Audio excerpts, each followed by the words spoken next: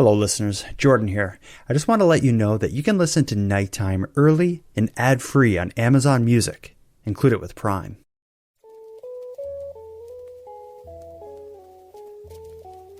You are listening to Keep Canada Weird, a weekly weird news roundup by the Nighttime Podcast. Handsome Aaron Airport. We got our work cut out for us tonight, buddy. We got a lot of interesting stories. We have some past stories we need to catch up on. We got a bunch of voicemails. But before we get into any of that, we made a promise to each other that we would find interesting things to drink this week. Yeah. And I wasn't able to live up to that promise. I was wondering. I wasn't going to say anything before. Usually there's a few minutes where we group together, you and I, before we hit record, and we have a little catch up and a chat and talk about, what the topics of the show are and life and all of these things. And I was going to ask if you had gotten your special drink. But I'm like, no, if he did, he did. And he's going to tell me, because I am going to bring it up on the show. Because I did get a special drink for tonight. I tried. I'm going to save your special drink for a moment. Hold on. So you tried. There's so many. All we asked was that we would get a different drink than we normally did, which is what constitutes it being a special drink. So how could you not just go to the corner store and get just a pop or some kind of something? I did. The only thing they had was because I want stuff that's zero sugar. The only stuff they had was Pepsi, 7-Up, and Sprite. And I've had them a million times, so it wasn't special. I wasn't feeling inspired. And if you go buy a pop at a gas station now, it's basically $5. So I was like, I'm not doing it. I'm not going to let Aaron down with a boring drink. And I'm not going to waste my hard-earned money on Diet Sprite. So I just walked out of there. And so I'm holding my Robbins cup full of orange pekoe tea. And I love it. Yeah. Unreal. So anyway, I do have a special drink tonight. It is in my Robbins cup, which I think is important. But my special drink is alcoholic. It is a Sapporo premium beer. Ooh, beer in a coffee cup. Yeah. So I believe it's a Japanese beer, I think. I don't know much else about it. Maybe a listener can correct me on everything I'm saying right now and humiliate me publicly. Yeah. We spent enough time on drinks. We need to get to a piece of listener mail that will be positive and inspiring. We're going to let Lydia's piece of love mail be the wind behind our backs throughout this episode of Keep Canada Weird. Here's what Lydia had to say. Hi, Jordan. This is Lydia from California. Since you guys aren't doing hate mail anymore, I'm sending some love mail. Not that I had hate to begin with, but I found you on the Morbid podcast, and I really enjoyed you the few times I heard you as a guest on their show, so I started listening to your podcast, and I am not good at listening to new things. I have a short attention span for new things, but I'm loving the content. Love you and Aaron's dynamic, you and Madeline, Encounters of Creeps, all of it. It's fantastic. And just wanted to tell you that. Thanks. Keep up the good work. Isn't that a pleasant bit of feedback? It is. Yeah, it's really nice. And we are moving in a more positive direction with the show, with each other, with our fans, where we had a lot of ups and downs for many years with this podcast. So I think I'm really enjoying the positive energy that we're bringing to the table. Really wish that you had gotten a special drink tonight. That's sticking with me a bit. But just put it behind you, man. Think of what Lydia said. Yeah, I'm just going to stay positive. I'm not going to dwell on that. I'm not going to hold on to that promise that was broken by you. I can relate to when she said, I don't have a lot of patience for new things, for listening for new things, because I'm the same. Yeah. I listen to all the same music I listen to for the last 25 years, I've been listening to the same 5 artists. Yeah, I do the same thing, in terms of more in particular with television shows. I watch the same 5 shows on rotation over and over and over again. And because I like to watch TV when I'm falling asleep, so I'll put on something Mm, very familiar. It's the same TV shows, just kind of shuffle between Seinfeld, It's Always Sunny in Philadelphia, just the same five shows over and over. it's just comfort food, right? Oh I yeah. get it. Yeah, I think And it's it our is on. anxiety too. I think our generation is the most anxious generation in history. And I think we surround ourselves in warm blankets with our TV, with our food, with our hobbies. Yeah. Hmm, I like it.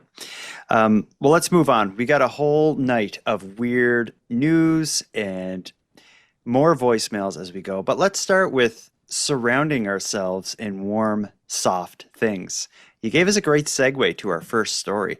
I don't know if you saw this one on the news or if you saw a viral, I guess it was a TikTok video going around. I actually saw this story first in the form of a viral video. I had no idea it was a Canadian event. I'll set it up this way.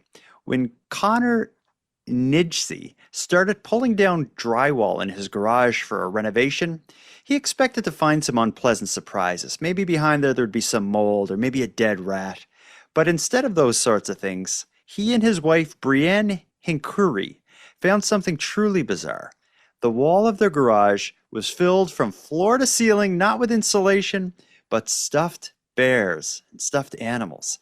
They captured this strange discovery on camera, revealing layer after layer of plush toys instead of insulation. I was originally on my ladder working above this door, just working my way along. It's how most home renovations go, one project at a time. But this particular job stopped Connor Nicey in his tracks. I couldn't believe what they put in here. Knowing his partner would feel the same, he grabbed his phone, capturing the discovery. And when I watched the video, I just remember thinking, what the heck?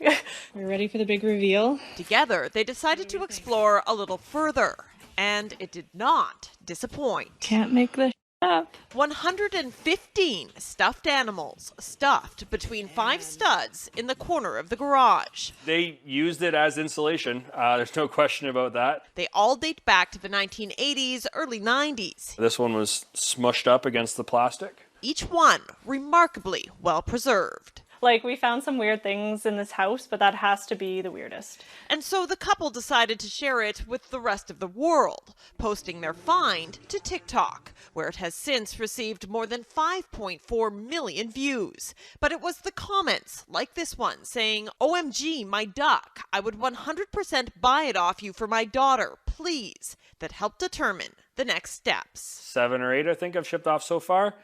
Some to as far as the UK.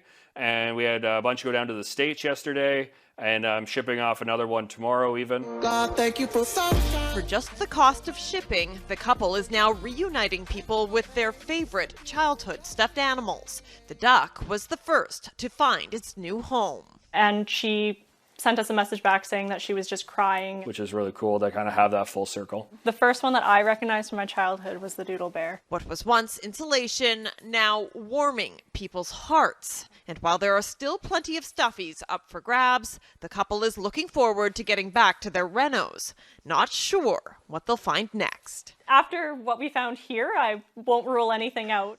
I don't know what to say about this one. I understand why you would do that. Maybe you had the prior owner was doing a renovation of the garage, was about to buy some insulation, and they had kids with a massive collection of stuffies that they wanted to, I don't know, donate to Goodwill. So they thought, like, let's just stuff these in the walls. That could be the only thing I could think of. Like, it is semi-practical, but to take 150 stuffed animals and stuff them in the walls just seems like a weird thing to do. Well, I can totally understand why they would do it. They had the stuffed animals. At the time, it's not like you're thinking these are nostalgic, valuable items at the time. At the time, it's like my kid is 15 now, doesn't play with these or want these anymore. We've got to do something with them. We're either going to throw them out or, hey, we're remodeling the garage. Let's use them as insulation. So it makes complete sense in that moment, in whatever year that was, late 80s or whatever, whenever that renovation happened. Yeah, and when you're unlike renovating a house, if you're renovating a garage, you're probably more willing to cut corners and do it on the cheap and stuff. So, it's probably like rather than hiring someone, it's probably some guy and his wife were probably doing it themselves, just like this couple that's remodeling it or doing it themselves. So I could see how it could happen. Yeah, unless it would be really interesting to talk to the previous owners of the house to get the backstory as to why they did it, because maybe it was a form of punishment. Maybe they were hiding the stuffed animals on the child because the child was misbehaving. And it's like, you know what? I'm going to take all your stuffies. I'm going to use them as insulation. I'm going to renovate my garage with them. And then the kid's like, "What's insulation?" Insulation is what crushes your dreams, child.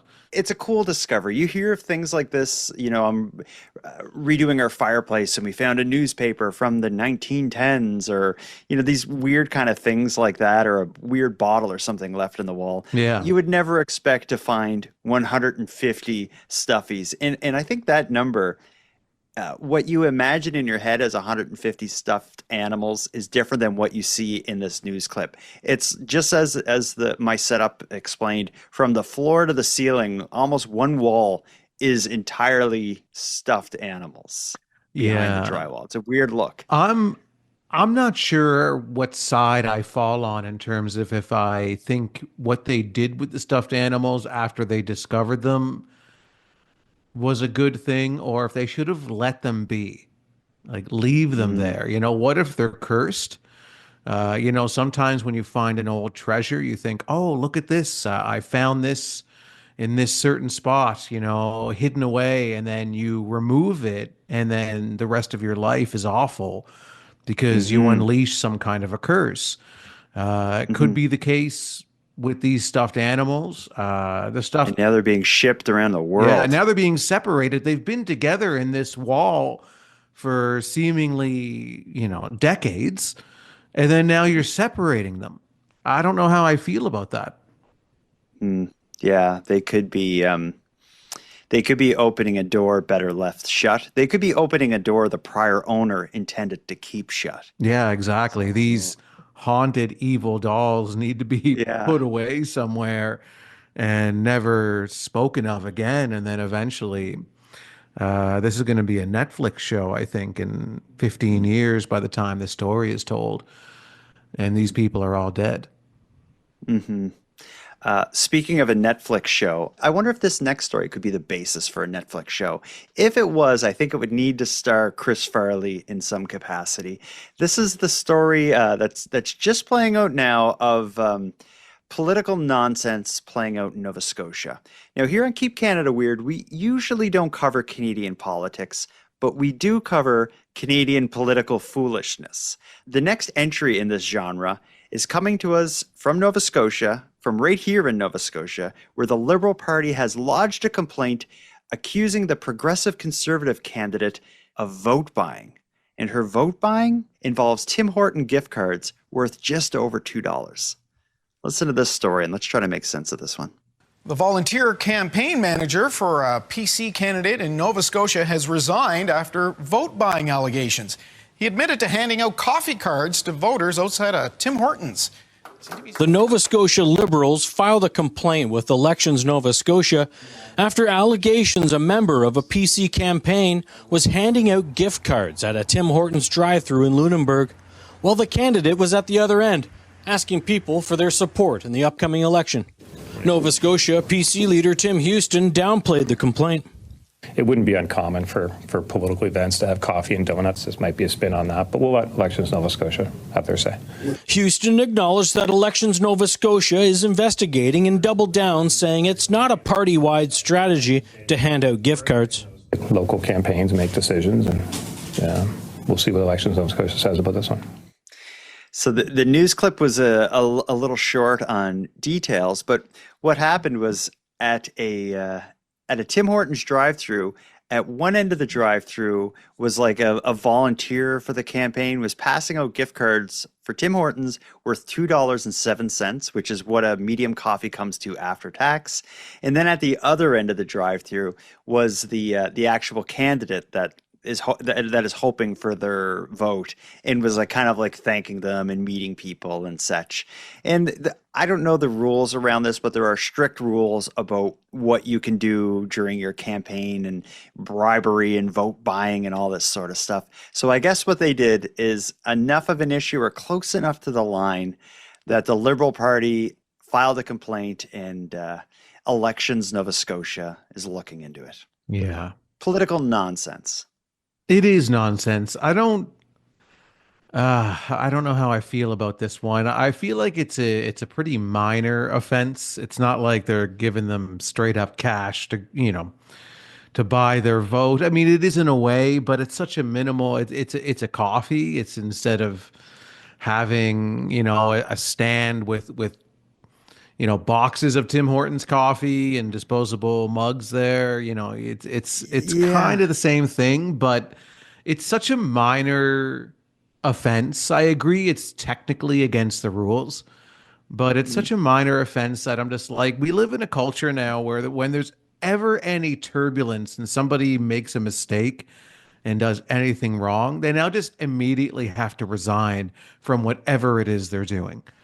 Yeah, it is true. And like the premier in that clip says, is a lot of like political events would have coffee and such. So imagine another situation where, just as you said, they have a desk in the middle of or a table in the middle of a park.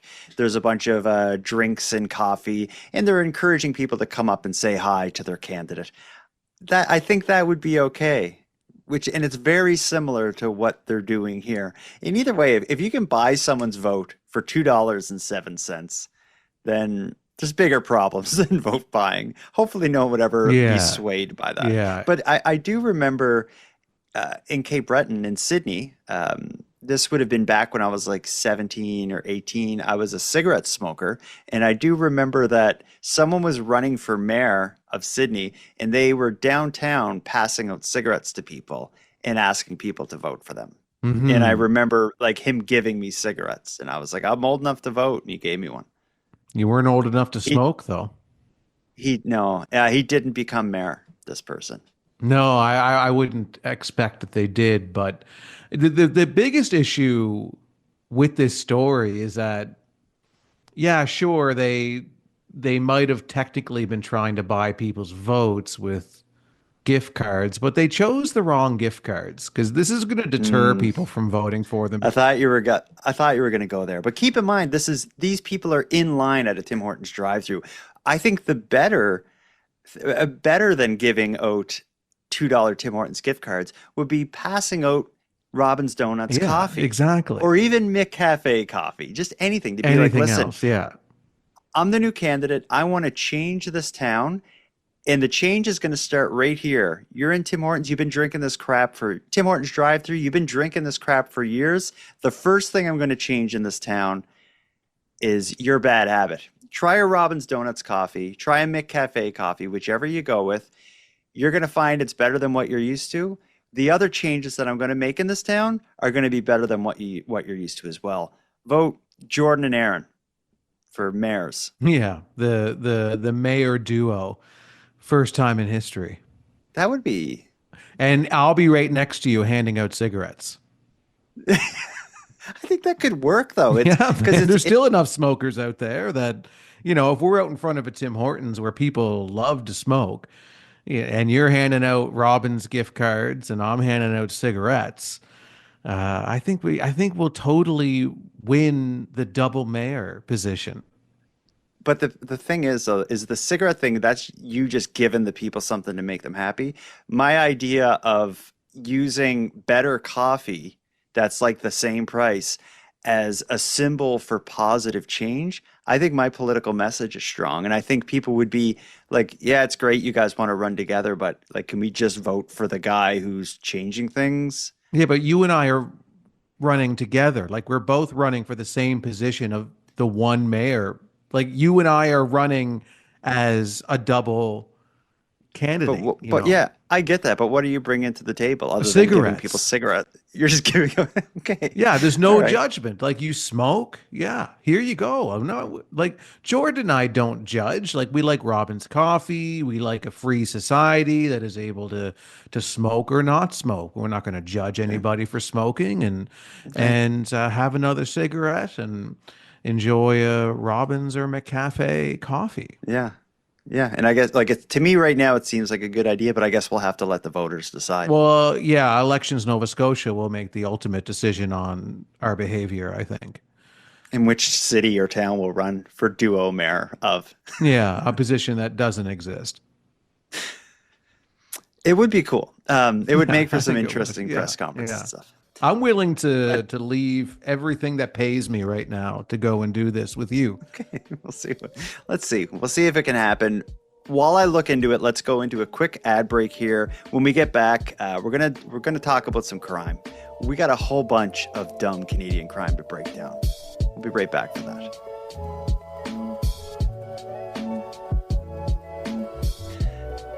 Before we get to the crime stories, I want to play a voicemail here. This one may need some explanation because it's referencing a video I made, and it is also, I think, a bit suggestive. Listen to this. This is an anonymous voicemail, not for you, for me. And I think maybe it's an admirer, but your admirer was much more gentle. Mine is a naughty freak. Listen to this. Hello, this is another anonymous for Jordan this time.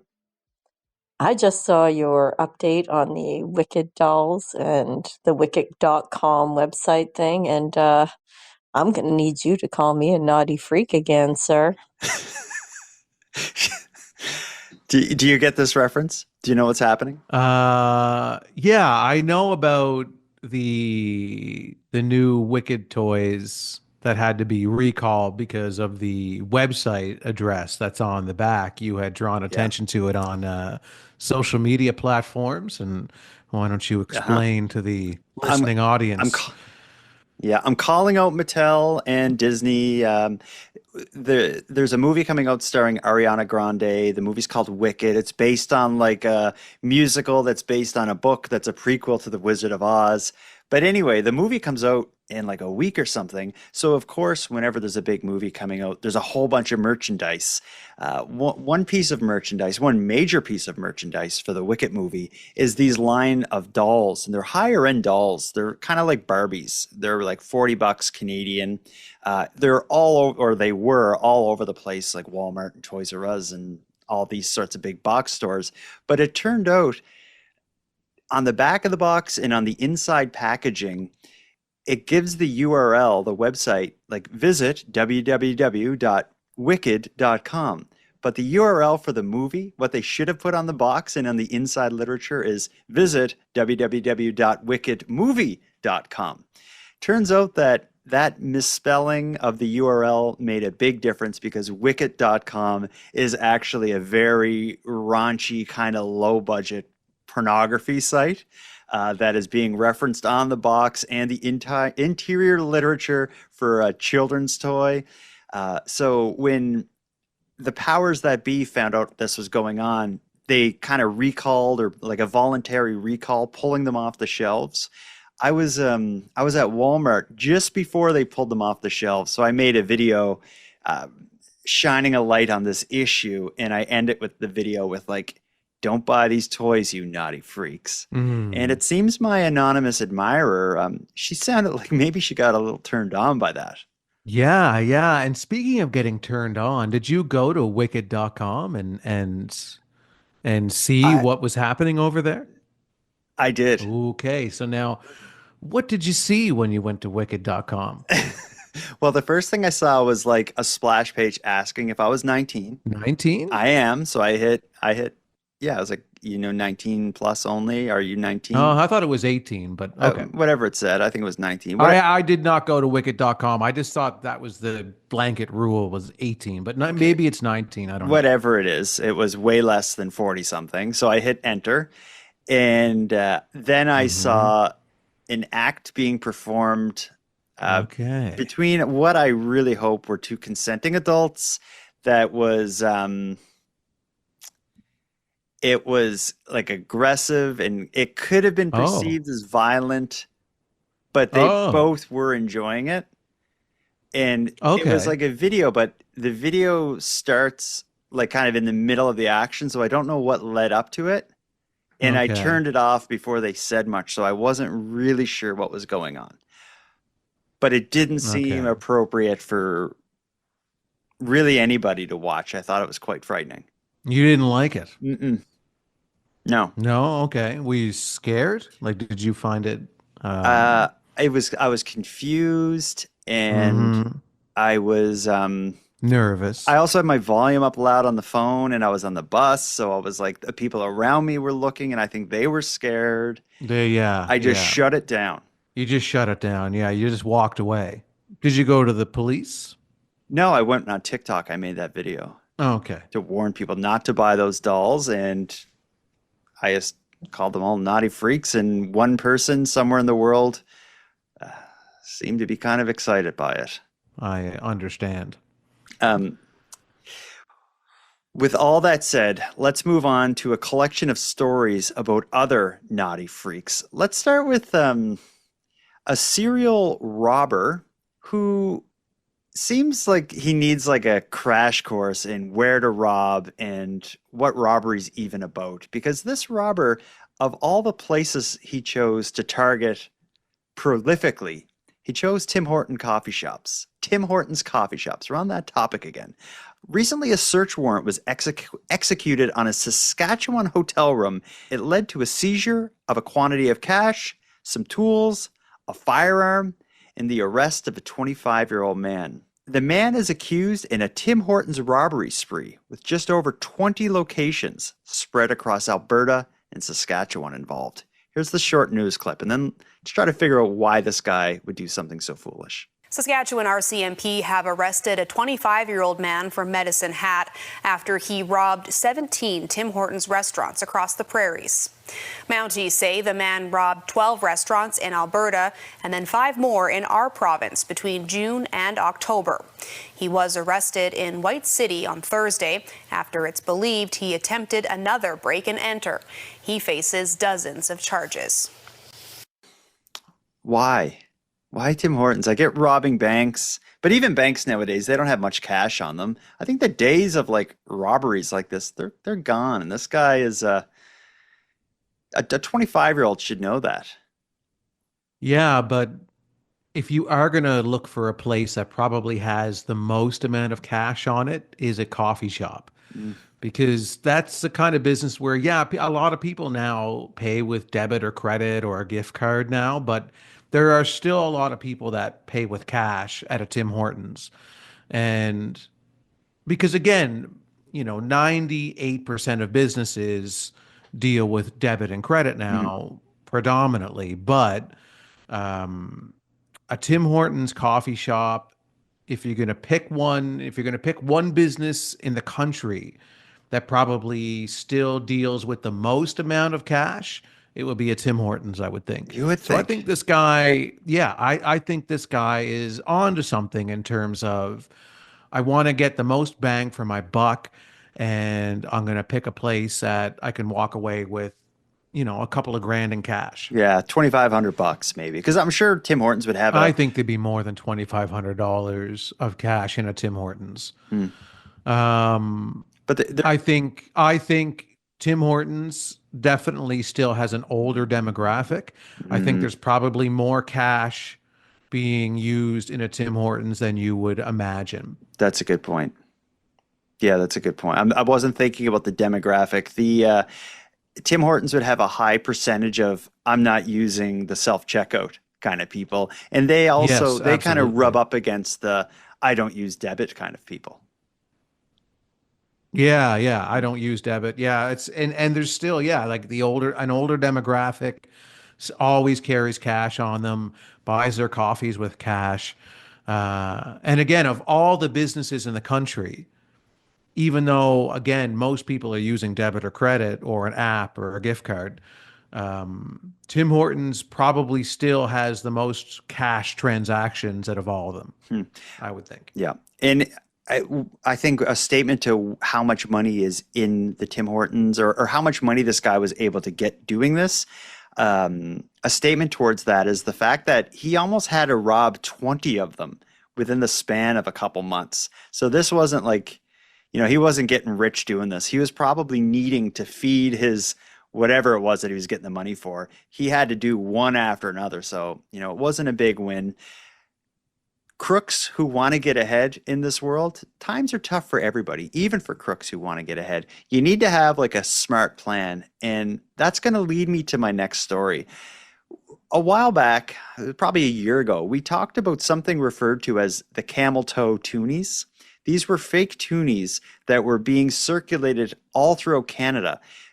Coin collectors were noticing them. Banks were noticing them. They looked almost like regular Canadian toonies. And for people who don't know, a toonie is the Canadian $2 coin called the toonie. It has a portrait of a bear or a polar bear on one side of it. These, what's referred to as the camel toe toonies, are these fake coins that were turning up all across the country. They looked just like the regular toonie, but if you looked very close, one of the paws of the polar bear appeared to be like the foot of a camel. And the coins, when weighed, were between 3 and 5% less than they should have been. It led to a big investigation into where were these coins coming from, how many of them were there, what the story was with that. We talked about it, and I hadn't heard anything in the news about it whatsoever until just this week. The story was blown wide open when an arrest was made for the person responsible for the camel toe toonies. Not only was it an arrest made, it was like, I don't even think they're having a trial because it seems like the guy who did it, actually, I'll play the clip and we'll talk about it. Yeah. His punishment is less than a slap in the wrist. Let's listen to the clip and then we'll talk about what was going on here. Global News has obtained new information about a man who was convicted in Canada's biggest ever counterfeit toonies case. That's right, the new details are in an RCMP report obtained through the Freedom of Information Act. It identifies the man as an affluent Chinese-Canadian businessman who, at the time of his arrest in May of 2022, owned a major supermarket in Toronto. The report says the 70-year-old deposited large numbers of the $2 coins suspected to be made in China into business and personal accounts. The Canadian Mint later told the Mounties it found a significant number of phony coins circulating in Toronto. Now, the man pleaded guilty to counterfeiting charges. Soon after being arrested, paid a $100,000 fine and spent no time in jail. So I want to tackle this one in two ways. We should talk about what he was doing, or what he's, well, I guess we don't need to say what he was alleged to have been doing because he admitted to it. So we'll talk about what he was doing and the repercussions of the act. So as far as what he was doing, that was kind of like it's morally wrong, but it was a smart plan. The guy had a grocery store, which, like Tim Hortons, they would deal with a lot of like change and stuff, you would think. So he was, I'm assuming, just kind of sprinkling in fake toonies in with the real stuff and getting it into his bank account. I think they call that money laundering. Yeah, they do. And yeah, you're right. It's a pretty good way to go about it, I guess. I mean, eventually he got caught, but good. I wonder how they caught him. Like, how, because it would have taken a while for them before it got noticed. So the money would be so spread around. Like it would have been tricky to but there's a way they can trace it back. Yeah, there's a way. I don't know the science behind it, but there is some kind of a way that they do that. And then eventually it leads them back to the source, and here we are with the grocery store owner as the culprit. Yeah. Who knows how long he's been doing it for, but it's, when I first heard the story, I was thinking, like, why would someone waste their time making fake toonies? But I guess if you have the ability to launder, 1,000, 5,000 of them every month or two, that's a nice bonus on top of what you're making in your grocery store. But it's yeah, I was going to say he's paying the price for it now, but I don't think he is. I'm shocked to hear that he does no jail time. He gets a $100,000 fine, which he pays, which is, for an affluent Chinese grocery store owner in Toronto, $100,000 probably isn't that much money. And I would like to know how much. Especially because he's using the counterfeit money to pay for the fine. Because when you think about it, he's made, I don't know how many years he's been doing this, but he's theoretically made more than $100,000. You would think, yeah. By counterfeiting and putting these counterfeit toonies into the world. And so basically they're like, okay, you did this really bad thing. We're going to fine you $100,000. And he's like, yeah, sure, whatever. I'm just kind of giving you some of the money that I laundered. Yeah, it's so unfair, man. This, like, the white collar criminals getting away with it and getting light sentences and stuff. Like, this is something where it was such a deliberate, strategic plan thing of just ripping off everybody. And yeah, it was not a crime of passion whatsoever. This was a well thought through, like a greed. Logistically complicated kind of event that he put on here. And it doesn't sound like he's been down on his luck and desperate either. Like, the guy owns a grocery store, and I don't know if you've bought groceries lately, but they must be making some good money. I know that the costs of what they're selling is high, but I hate that this is what the end result of this is. Yeah, I feel like people have done long jail sentences for far less than this. Unfair. That naughty freak, I think, I don't know what the punishment should be or what would be fair, but yeah, I think $100,000 fine is just laughable. And even the idea of like a dollar amount, like a monetary fine, unless it scales based on like their income and all this stuff, it seems stupid anyway. And like, I'm not sure. They should have come up with some kind of a estimation of how much money he laundered through this system, and then add $100,000 on top of that, and that's the fine. Yeah, and then think about this is we have no idea how they found this guy, but I can only imagine that there was a crew of like well-trained, well-paid individuals leading an investigation, financial audits and all this other stuff, forensic accountants that eventually lead back to him. I can only imagine the investigation to find this guy cost Canadian taxpayers over $100,000. Absolutely, it probably did. Yeah. So add that bill on top of his fine as well. So this guy's in over $2 million at this point, I think. Yeah. He owes you and I because we're the double mayor. So yeah. He's got to pay double mayor $2 million. The idea of counterfeiting toonies, $2 coins, is a little silly. It happened. The idea of surging instances of butter thefts plaguing Canadian grocers is also a little weird, but that's happening. Keep Canada Weird broke the news surrounding the surge in both butter and butter-like thefts that have been plaguing our great nation. And I think we did that maybe 6 to 8 months ago. But regardless of when we did it, the evildoers behind these acts have not slowed down. Let's head over to Guelph, Ontario, where stolen butter's big news. Listen to this. Since December of last year, so about 11 months or so, we've had 9 separate incidents where large amounts of butter were stolen from local grocery stores. An unusual kind of crime hitting grocery stores in Guelph and Brantford. People stealing large amounts of butter. Any idea why people would be doing this? It's really unknown. I mean, there must be a market for it, somewhere on the black market. I know if you go on some of the online marketplaces, for example, you can actually find butter for sale. So that would be the likely. It's certainly, they're not stealing it in quantities that would be personal use. I mean, they're stealing dozens or more. A week ago, Brantford police say $1,200 worth of butter was stolen from a grocery store, describing the suspects as 2 men in black clothing and baseball hats who took off in a white van. And in Guelph, police say hundreds to thousands of dollars in butter has been stolen since last year, and investigators don't think the thefts are just a local problem. I think this is probably going on just about everywhere. Staff at one store in Kitchener telling us off camera they stopped someone trying to take a lot of butter just a few days ago. Businesses that use butter every day say the price of it was already an issue since before the COVID-19 pandemic, and so this is just another thing that's going to hurt them. A lot of our customers, that don't know about, we call it Buttergate.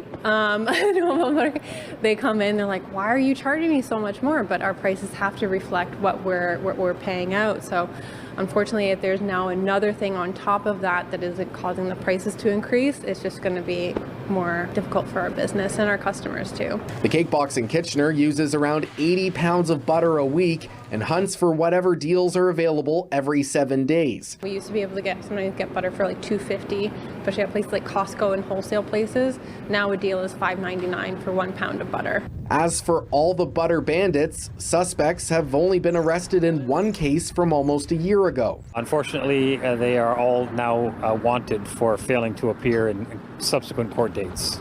And police say while putting less butter on shelves could help, it's up to businesses to decide how to combat these costly crimes. Okay, I picked up on a lot of things in that news clip. Me too. Yeah, Okay. big time. You start, let her rip. Okay, I think I brought this theory up when we talked about one of the butter theft stories. It was either a number of months or maybe a year ago, whatever it was when it first came up. And my theory was, and I think is proven right in this video, it's the local bakers that are behind this, because of the price of butter is so high right now that Jessica, I think her name was, at the cake box, not only did she totally lay out a motive. Yeah, completely laid out her motive by saying, butter is expensive and it's hard to get. And our blah, blah, blah, customers blah. are affected by this. It's affecting our business. Yeah, absolutely. But she also has an evil villain laugh. So she laughed at her own joke when she said, yeah, we call it Buttergate. It's like you're the evil baker villain in this whole story, and you are the one that is sending out all of your foot soldiers to steal the butter in all of the surrounding towns, and now probably the country, because it's happening all over the place, because she's making probably millions of dollars in butter thefts now. And if she isn't behind sending out the minions to get the butter, this news story also it kind of paints a picture of it kind of presents a scenario in which she may also be buying the stolen butter, because they said specifically that once a week she is finding alternative sources of the butter. She's looking at different options of different ways to get cheap butter. So it's like, is she fencing the butter? Like, is this one of the places she's buying it? Like, did you catch that? Could she just, if she's not behind the thefts, is she a part of the problem, a part of the market that these butter thefts have? There's something about her that I just don't trust. And I think we need to dig deeper. We need some correspondents who might be on the ground nearby to put on their KCW badges and go in and do some up close research on the cake box. And you could also maybe try to get to know the manager a little bit, get to know the owner, chat with their casual conversation, build some trust over time, and then maybe see if there could be a Mr. Big type Keep Canada Weird sting happening here. Imagine. Yeah. Get a confession. Where you get a confession by gaining the trust of the criminal and then saying, yeah, I've got this really cool gang of bakers that you could join, but we really need to trust you first if you want to join our cool baker gang. So I need to know, have you ever stolen large quantities of butter before?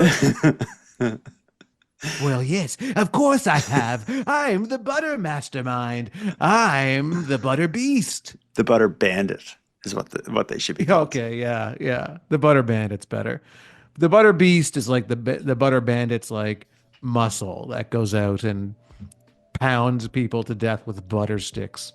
We'll plan that during this ad break. Let's have a short commercial break. When we get back, we're going to also revisit a very foolish past topic. I'm so excited to get into it with you.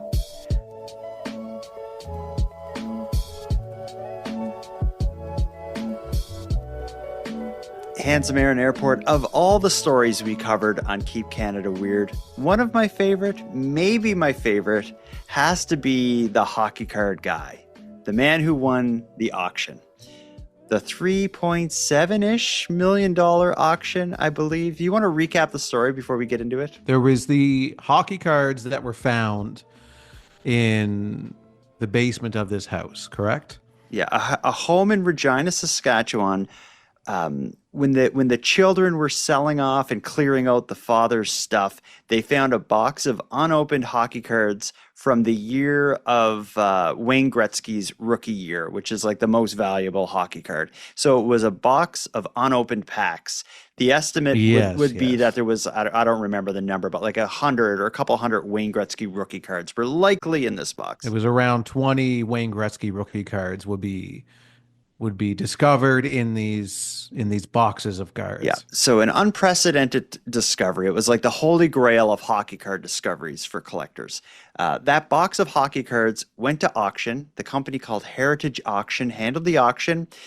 We covered it as the bids went up and up and up until finally a fella, he was a real estate agent, bought it for right around $3 million. And that's when this was the guy that had the girl, the crush that when she was a hockey fan when they were like 6 or 7 or something.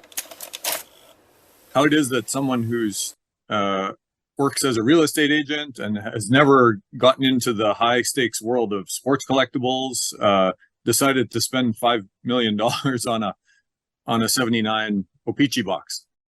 The winning bid for this 1979 mega box hockey cards really originated from when I was like 7 years old, where I met a girl in my class. Her name was Elise, and I really think that I had a connection to her and that she was my true soulmate. And she was interested in hockey.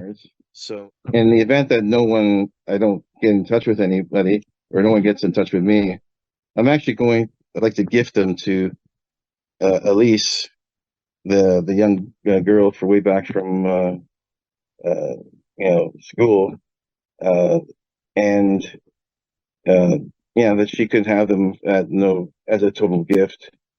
Because I throughout the years, I actually believe that she was like my true soulmate. I still do, but this is just going to be a gift to her. And that was kind of where we last heard the story of the hockey card guy. A lot has happened since then. Long story short, the hockey cards are going back up for auction, but I'll let you fill in all the blanks. If you open our notes, there's an article that I posted there that tells the whole story of why these cards are going back up for auction. Why don't you read it to us? All right. A rare case of 1979 to 1980 O-Pee-Chee hockey cards, possibly containing multiple Wayne Gretzky rookie cards, is going back to the auction after a failed $3.72 million sale. Ontario real estate agent Jack Arswowski initially won the auction in April, but didn't complete the payment, prompting Texas-based Heritage Auctions to relist the item. He claims he withheld the funds until he could secure safe storage and recently suggested that issues with wiring the large payment may have caused delays. However, Heritage's director of sports, Chris Ivey, disputed this, stating that no payment was ever made. The box, found in a Saskatchewan attic, is estimated to hold up to 27 Gretzky rookie cards. Heritage Auctions set a new starting bid of $750,000 and expects high interest given the potential value of the cards. Despite his hinting he may try to bid again, Ivey confirmed that Heritage has permanently suspended his account for non-payment. The auction house, which is nearing $2 billion in annual sales, said unpaid transactions are rare. Heritage consulted with the consigners before relisting, and any potential legal repercussions remain uncertain. No surprise there. When I heard that last story with him getting buyer's remorse, I thought, like, they're not getting any money from this guy. He looked like in the news clips where he was talking about like trying to get rid of these cards that he had just spent 3-ish million dollars on. He looked like he had just been through hell and back. This guy sucks. What a waste of everybody's time. I hate to write somebody off, but you're right. He does suck. He's failed at life. We'll just kind of stamp it with that. And I still wonder about the girl that he loved as a child, and if they were in communication with each other, if he tried to give her the cards and maybe she rejected them and said, I don't want the cards, I don't want you, never contact me again. And then he's like, well, I'm not sending the money over for these cards now because I was going to maybe have her fall back in love with me with these cards, with these Wayne Gretzky rookie cards. But no, it's going to take more. He got rejected again. He didn't transfer the cash, but then he starts to lie and say that he did. It's a web. Mess. It's terrible, and the cards are now back at auction. We're going to start wrapping this episode up, but before we do, I got one more voicemail here, and this also calls back to a prior story. Last week, we heard the story of a woman who was being paid by the federal government for a job she didn't take. It took her many emails and phone calls, and ultimately it required her to go on the news to get the federal government to finally stop paying her for this job she didn't do.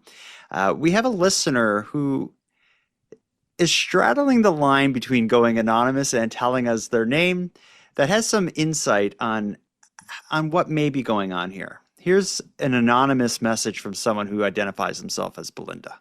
Here it comes. Hi there, Jordan and Aaron. This is your correspondent Belinda from the province west of Nova Scotia. We'll keep the province unnamed because I need to comment on your story from last week's Keep Canada Weird. It's about your story of that poor woman in BC that keeps getting paid by the federal government. Unfortunately, this is not an unusual situation. I may or may not have a day job besides being a correspondent, working for a different level of government, where I work with a team whose job it is to call current, former, and never was employees who have been incorrectly paid salary from that said level of government. Aaron is right. That lady will be contacted and will need to pay the money back. Although no fault of hers, she has received taxpayer dollars that she did not earn. Unfortunately, this occurs far more often than you'd think. I can't talk more about it because, I don't want to generate mass public outrage. But do know that there are hardworking people doing their best to be good stewards of the taxpayer dollar and getting that money back. Remember, when I call you, I'm only doing my job, so please don't get angry with me. Thank you for letting me get some of that information out. I really do appreciate it. Thanks, and have a great day, guys. Is this like our whistleblower moment? Or is that just a correspondent doing their job? Well, it's both. It's both. She's really putting it all on the line to do this, risking her physical safety, her professional safety. I really appreciate the effort and the job that this correspondent has done of shedding light on this seemingly unknown issue that has been going on for generations. Doesn't really surprise me that this stuff is going on, but what surprises me is that if there is an entire team of people whose job it is to, contact folks and make arrangements to get that money back, that kind of sucks. But someone's got to be stewards. Well, think of the money so not only are they throwing away money by paying people who don't work for them, and they're also having to hire and pay a full team of people contact those people that are getting paid who aren't supposed to be getting paid. So you have this It's like, what is going massive on? amount of money that is being spent for absolutely nothing. That doesn't surprise me. And that's That's why the government. That's Yeah, why it's- we need it's- this country's first duo prime minister. Yeah, we'll hunt it down. We'll hunt down all the wasteful spending. Mm-hmm. We'll get rid of it. We'll replace it with coffee and cigarettes, and we'll go back to the early 2000s where you and I could enjoy coffee and cigarettes and not feel bad about it. For the record, though, I don't like cigarettes. I this one part of our platform I don't like, but I guess a part of being a duo prime minister, mayor, is that there are things and issues we disagree on, but we work through them for the better of our town, city, country. And one of the differences we have is that you are willing to give the smokers cigarettes, and I just want to give Tim Hortons drinkers Robin's coffee. I'll give the non-smokers cigarettes too. I mean, anyone who wants a cigarette will get a cigarette. You know, somebody wants to try a cigarette, I'll give them a cigarette. But we need to work on our platform. I think our platform is perfect. And to be honest, the real thing that we need to work on is empty promises, because I'm all about keeping promises as a dual mayor. You have a bit of a track record of breaking promises because you were supposed to have a special drink for this recording tonight, and you did not bring a special drink. I'll do better next week. Next week, I'll make Keep Canada Weird great again by bringing a special drink. Yeah, and I too will have a special drink next week. What it will be, something different than I had this evening, a Sapporo premium beer. So it'll be something different, but I will have something special. Handsome Aaron Airport, until next time. Jordan, until next time. Keep your toonies safe and your butter safer. Keep my toonies safe and my butter safer. Because someone could... So the butter is worth more than the toonies, is it? Oh, easy. A stick of butter is like $6 now. Toonies still just $2. Canadian. Great. Yeah, you're right. And Jordan, Bus Stop Bonaparte, until next time, I'd like to imagine that in 20, 30 years from now, somebody is renovating a garage in a house that you and I both lived in, maybe the mayor's office that we both were in. And they're renovating the mayor's office where we were double mayor. And they're taking down the drywall and they're finding all these Keep Canada Weird t-shirts stuffed in there. Robin shirts and Robin's hoodies. Yeah. What is this? Yeah, I think that's... What happened here? Well, there was a double mayor one time. Just once. We destroyed all the papers in the record from that era. We Yeah. don't need to mention the double mayor. And the horrible things they did to our city. The horrible things that they did and how long it took for the city to recover. Everyone to quit smoking again. Yeah.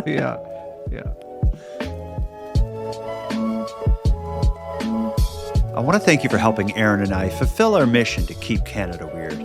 But if any one of you out there want to contribute to this mission even more, we need all the correspondence we can get. If something weird happens in your neck of the woods, or if you have any thoughts, theories, or opinions on anything we discussed tonight, we want to hear about it. The best way to reach us is by using the voice recorder that can be found at nighttimepodcast.com/contact. Aaron and I are really excited to hear from you.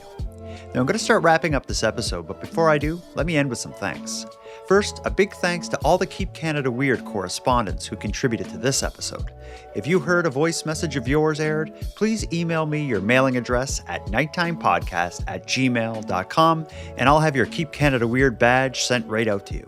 I just ask that you wear it proudly and use it responsibly. Next, I want to give a big thanks to Aaron for sharing another great evening with me and with you, the listeners of the show. A shout out to Unicole, who provides the intro and outro voiceovers, and Monty Data, who provides the outro version of O Canada that you're about to hear.